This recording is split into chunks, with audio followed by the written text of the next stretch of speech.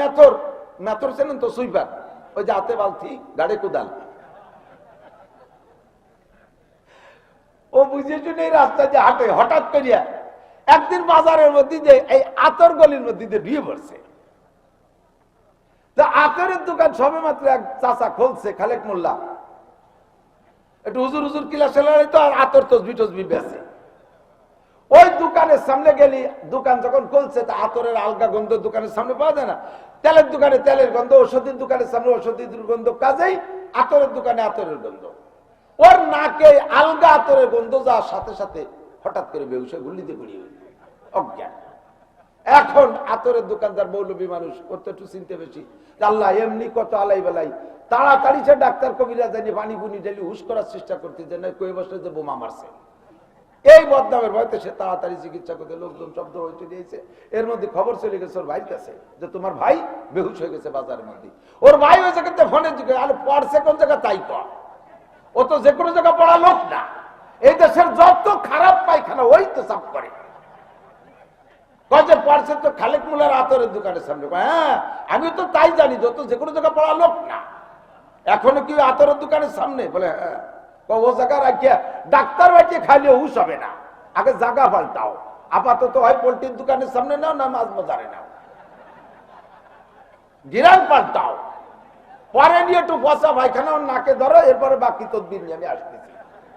ওইতে সরাই পোল্ট্রির দোকানের সামনে নিয়ে যাও, একটু গুয়ন টু মা দিতে, সেই বছর হুশ হয়ে গেছে।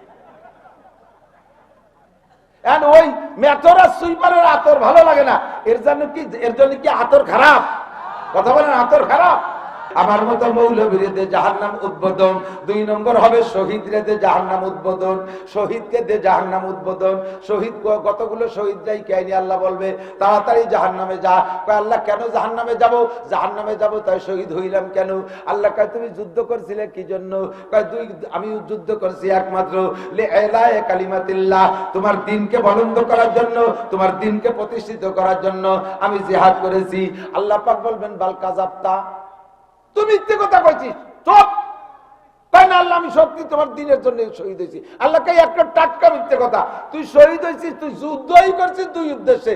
যদি জয় হতে পারি, বিজয় লাভ করি, তাহলে বিজয় লাভ করতে পারলে মুক্তিযোদ্ধা হিসেবে একটা কোঠা আমার থাকবে, আমি বাড়ি বসে বসে এইরকম মোটা মোটা খাতি পারবো, এই আশায় তুই যুদ্ধ করেছিস।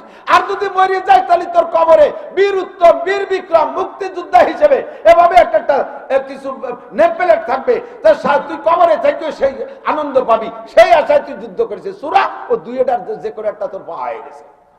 আর খালি আর দোজখে জানা নড়াচড়া করবি তো ফিরে আবার তোর সাথে এনে জিহাদ হবে। 3 নম্বর, দানবীর যারা লক্ষ লক্ষ কোটি কোটি টাকা দান করছে তাদেরকে ডেকে বলবে তাড়াতাড়ি জাহান্নামে যাও। ও আল্লাহ তাড়াতাড়ি জাহান্নামে যাবো, তো এত টাকা দান করলাম কেন? জানো না বাংলাদেশে কতগুলো মসজিদ আমি বানাইছি, যত ঈদগাহ আমাদের এলাকায় সবগুলোর বাউন্ডারি ওয়াল আমি দিছি, আমার তো তোমার মাদ্রাসার জন্য আমি এত এত বিল্ডিং করেছি, আর রমজান মাসে কত টাকা দান করেছি, করোনার সময় কি পরিমাণ দিছি, তোমার কি একেবারে তোমার কি একটু মনে নাই? এগুলো সব আমি দান করে কেন জাহান্নামে যাব? আল্লাহ কয় দান করছো কেন? কয় তোমার বান্দাদের খিদমতের জন্য, লিখিদমাতিল খালক, মখলুকের সেবার জন্য। আল্লাহ পাক বলবেন বাল কাযাবতা, তুমি মিথ্যে কথা বলেছো, তুমি দান করেছো তুমি ক্রেডিট নেয়ার জন্য। তোমারে মানুষে দানবীর বলবে, তোমাকে মানুষে দাতা বলবে, এই জন্য তুমি দান করেছো। ওয়াকাত ওয়াজাত্তা, এগুলো সব পাওয়া হয়ে গেছে। ওয়াকাত কিল, মানুষে তোমারে দানবীর বলছে, বড় ধনী বলছে, তোমাকে দাতা বলে বলছে, সমাজসেবক বলে বলছে, এই সব বলা বলি হয়ে গেছে। এখন তুমি খালি হাত জাহান্নামে যাও। ইবাদত যেটাই করবো তার মধ্যে সমস্যা আছে, করতে গেলে নফসের মধ্যে একটা কামড় আসে। আমরা ওয়াজ করে নামার পরে কান খাড়া রাখি, দেখে আজকে ওয়াজ সম্পর্কে কি রিপোর্ট মানুষের মুখ থেকে বের হয়। যদি শুনি যে আজকে ফাটাফাটি ওয়াজ হয়েছে, দারুণ কইছে হুজুর, সাজিয়ে ফেলাই দিছে, দেশে নি তাকে শোয়াইয়ে, তখন একটু ভিতরে খুশি খুশি চায়। এই খুশিটুকি আমার সর্বনাশের ভাই, খুশি দিয়ে আমার শেষ। আর যদি কি ওয়াজ করলো হুজুর তো ভাব বুঝলাম না, তখন যে আমি খাবো না, খানা খাবো না, আমি বসে বসে যখন তাড়াতাড়ি গাড়ি বিদায় দাও, মানে ও জায়গায় থাকতেই লজ্জা হয়। আমি যে ভালো করি আর মন্দ করি 2 ঘন্টা কি দিনের কথা বলি নাই? কার ভালো লাগলো আর মন্দ লাগলো কিচ্ছু আসে যায় না, একই জিনিস দুইজনের 2 রকম লাগে, আছে না নাই? আতর আতর আতর আপনাকে পছন্দ হয় না কার কার? আতর চেনেন না? সুগন্ধি আতর সবাই ভালোবাসে না? আতর সবাই ভালোবাসে, কিন্তু মেথরে আতর সহ্য করতে পারে না। মেথরে আতর সহ্য করতে পারে না। এর কারণে কি আতর খারাপ? এক মেথর, মেথর চেনেন তো? সুইপার, ওই যে হাতে বালতি গাড়ি কোদাল,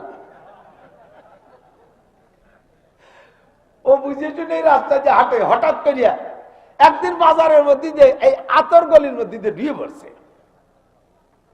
তো আতরের দোকান সবে মাত্র এক চাচা খুলছে, খালেক মোল্লা, একটু হুজুর হুজুর কিলা সেলাই তো, আর আতর তসবি টসবি বেছে। ওই দোকানের সামনে গেলি, দোকান যখন খুলছে তা আতরের আলগা গন্ধ দোকানের সামনে পাওয়া যায় না, তেলের দোকানে তেলের গন্ধ, ওষুধের দোকানের সামনে ওষুধের গন্ধ, কাজেই আতরের দোকানে আতরের গন্ধ। ওর নাকে আলগা আতরের গন্ধ যাওয়ার সাথে সাথে হঠাৎ করে বেহুশে গুলিতে গুলিয়ে অজ্ঞান। এখন আতরের দোকানদার মৌলবী মানুষ, করতে একটু চিনতে বেশি, আল্লাহ এমনি কত আলাই বেলাই, তাড়াতাড়ি সে ডাক্তার কবিরা জানি পানি পুনি ঢেলি হুশ করার চেষ্টা করতে যে না কই বসে যে বোমা মারছে। এই বদনামের ভয়তে সে তাড়াতাড়ি চিকিৎসা করতে লোকজন শব্দ হয়েছে দিয়েছে। এর মধ্যে খবর চলে গেছে ওর ভাইয়ের কাছে যে তোমার ভাই বেহুশ হয়ে গেছে বাজারের মধ্যে। ওর ভাই হয়েছে কিন্তু ফোনের দিকে, আর পড়ছে কোন জায়গা তাই কর, ও তো যে কোনো জায়গা পড়া লোক না। এই দেশের যত খারাপ পায়খানা ওই তো সাফ করে। পড়ছে তো খালেক মুলার আতরের দোকানের সামনে। হ্যাঁ আমি তো তাই জানি, যত যে কোনো জায়গা পড়া লোক না। এখনো কি আতরের দোকানের সামনে? বলে হ্যাঁ। ও জায়গা রাখিয়া ডাক্তার বাড়িতে খাইলে হুশ হবে না, আগে জায়গা পাল্টাও। আপাতত হয় পোল্ট্রির দোকানের সামনে নাও, না মাছ বাজারে নাও, গিরান পাল্টাও, পরে নিয়ে একটু বসা পায়খানা নাকে ধরো, এরপরে বাকি তদবির নিয়ে আমি আসতেছি। ওই যে সরাই পোল্ট্রির দোকানের সামনে নিয়ে যাও, একটু গু একটু মাইতেছে, সেই বর্ষে হুশ হয়ে গেছে। ওই মেথরা সুইপারের আতর ভালো লাগে না। এর জন্য কি আতর খারাপ? কথা বলেন, আতর খারাপ? বলতাম এক সময়, মনে পড়ে গেছে আজকে আবার বহুদিন পরে এদিক তাকান। আর একটা হলে সুসো, সুসো চেনেন নাকি?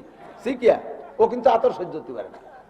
বাড়ি যদি সুসোর উপদ্রব বেশি হয়, কোন তদবির দিয়ে সুসো খেতে পারে না। কম দামি হলে একটা আতর ছড়াই দিয়ে দেন, যে কয়দিন আতরে গিরাত থাকবে সেই কদিন সুসো ঢুকবে না। সুসো আর মেথর এরা আতর সহ্য করতে পারে না। এর কারণে কি আতর খারাপ? এর কারণে আতর খারাপ? আল্লাহু আকবার। দোস্তরে, সবার সব জিনিস ভালো লাগার কথা না, ঠিক না? আল্লাহু আকবার। ঈসা নবী আলাইহিস সালাতু ওয়াস সালাম, ইবাদত বندگی করি, ইবাদতের মধ্যে আমার ইখলাস নাই। কি আমারে কি বললো এজন্য আমি ইবাদত করি না? আমার ইবাদত আমি করি কার জন্য? জিকির করি আল্লাহর জন্য, ফিকির করি আল্লাহর জন্য, নামাজ পড়ি আল্লাহর জন্য, ওয়াজ করেছি আল্লাহর জন্য। কি আমারে প্রশংসা করলো আর না করলো আসে যায় না। আমার সব আজে দেখা সবার ভালো লাগবে না, এটা আমি জানি। সবার ভালো লাগবে না। যেটা গায়ে পড়বে ওইটাই যে আমার সমালোচনা করবে, ওর থেকে কিছু আসে যায় না। কিন্তু বয়ানের ভিতরে যদি আমার মানুষের প্রশংসার লোভ হয়, তাহলে আমি মাওলানা প্রথম কাতারে জাহান্নামে যাব। আল্লাহ আমাকে হেফাজত করে, জোরে বলেন আমিন। ইবাদতের মধ্যে রিয়া হইলে শূন্য। ওই যে যুবক পাথরের মধ্যে বন্দী অবস্থায় ইবাদত করছে, তার নামাজ কেউ দেখে নাই, তার রোজা কেউ দেখে নাই, তার জিকির কেউ দেখে নাই, তার ফিকির কেউ দেখে নাই, তার তিলাওয়াত কেউ শুনে নাই। একমাত্র তার 400 বছরের ইবাদত কার জন্য? এইরকম নির্ভেজাল নিকুত ইবাদতি দেখে ঈসা আলাইহিস সালাম আশ্চর্য হয়ে গেছে। আল্লাহ বলে, ও ঈসা, তুমি এই যুবকের 400 বছরের ইবাদত দেখে আশ্চর্য হচ্ছ? এর চেয়ে ভালো পরিচ্ছন্ন, এর চেয়ে বেশি নেকিওয়ালা বান্দা দুনিয়ায় হবে? ও আল্লাহ, তারা আবার কারা? এর চেয়ে বেশি নেকি কামাই করবে তারা আবার কারা? আল্লাহ পাক রব্বুল আলামিন বলেন, আমার আখেরি নবী মিন বাদি ইসমুহু আহমদ, তোমার পরে যে নবী আসবে তার নাম মুহাম্মদুর রাসূলুল্লাহ সাল্লাল্লাহু আলাইহি ওয়াসাল্লাম। বলছে সাল্লাল্লাহু আলাইহি সাল্লাম, তোমার পরে যে নবী আসবে মুহাম্মদুর রাসূলুল্লাহ সাল্লাল্লাহু আলাইহি ওয়াসাল্লাম। ওই নবী ও তার উম্মতকে প্রত্যেক বছর একটা রাত দেওয়া আছে, তারা পাইবে ওই রাতটা। বিগত নবীর কোন উম্মতকে এই রাত দেওয়া হয় নাই। এই উম্মতকে একটা রাত দেওয়া হবে, রাতটার নাম হবে লাইলাতুল কদর। এক রাত ইবাদত করলে এক রাত ইবাদত করবে। তাইতে যেই করুক মুসলমান, নানটু বল্টু জুয়েল টু এল টু লুলু, ডলি বলি জরিনে সকিনে হাসিনে খালেদা, যেই করুক জামাল কামাল, যেই করুক না কেন আইলো নাংলা চাষা কৃষক মূর্খ, এক রাত যদি ইবাদত করে তাকে এই যুবকের 400 বছরের ইবাদতের চাইতে বেশি নেকি দেয়া হবে।